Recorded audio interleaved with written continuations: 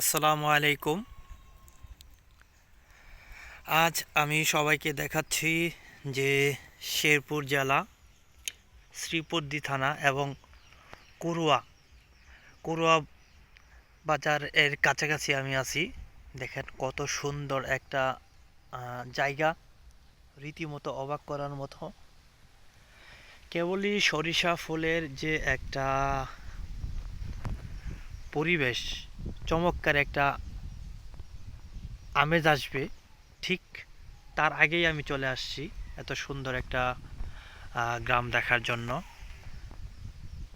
দেখেন কত কুয়াশা, কেবল বেলা বাজে 10:30, কি পরিমাণ কুয়াশা আমাদের শেরপুর জেলা করুয়া গ্রামে। বাহ, বেশ ভালোই লাগছে, ঠান্ডা শীতল হাওয়া। আসসালামু আলাইকুম।